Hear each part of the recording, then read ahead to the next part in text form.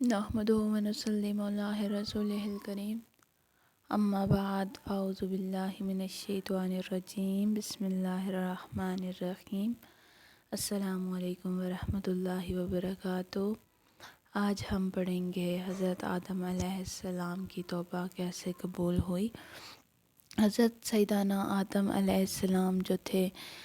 300 سال تک اس دنیا میں آئے رہے، دنیا میں تھے، اور 300 سال تک ان کی توبہ قبول نہ ہوئی۔ 300 سال تک کہا جاتا ہے کہ کبھی انہوں نے آسمان کی طرف اس خوف سے نہ دیکھا، ندامت سے نہ دیکھا کہ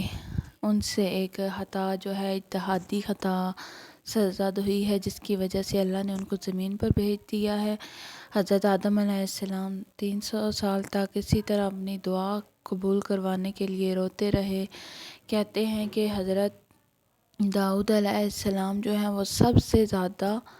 جو ہیں وہ اس دنیا میں اللہ تعالیٰ کے خوف سے رونے والے انسان ہیں، رونے والے حضرت داؤد علیہ السلام پیغمبر ہیں،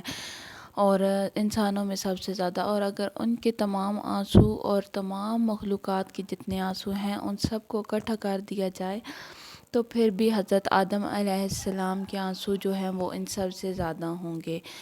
تو سبحان اللہ کہ آپ اتنے خوف آپ کے دل میں تھا۔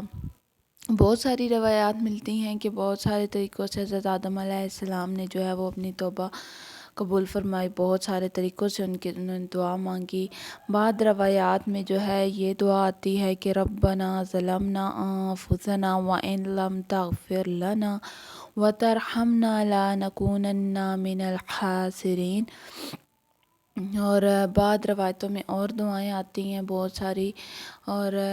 جو ہے وہ کئی روایاتوں میں یہ بھی آتا ہے کہ حضرت آدم علیہ السلام نے جو ہے وہ لا الہ الا اللہ محمد رسول اللہ پڑھ کر جب دعا مانگی تو ان کی دعا قبول ہو گئی۔ اس بارے میں آتا ہے کہ جب انہوں نے لا الہ الا اللہ محمد رسول اللہ کہہ کر دعا مانگی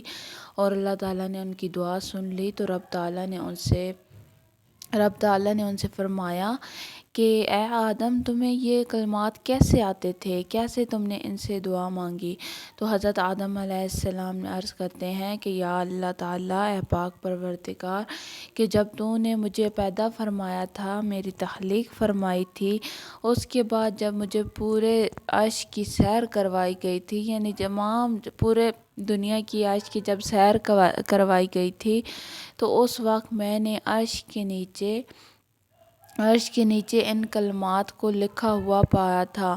انہوں نے بعض روایات میں یہ بھی آتا ہے کہ انہوں نے جب سیر کی تھی تو حضرت جبرائیل علیہ السلام ان کے ساتھ تھے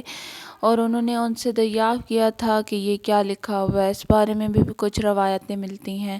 اور کچھ روایتوں میں یہ نہیں بھی آتا۔ بہرحال اللہ تعالیٰ نے حضرت آدم علیہ السلام کی دعا کو قبول فرما لیا۔ ہمیں یہ نہیں کہنا چاہیے کہ حضرت آدم علیہ السلام سے کوئی خطا، کوئی غلطی سرزد ہوئی ہے، کیونکہ یہ اتحادی ہوتی ہے، یہ اللہ تعالیٰ کی طرف سے رسولوں کی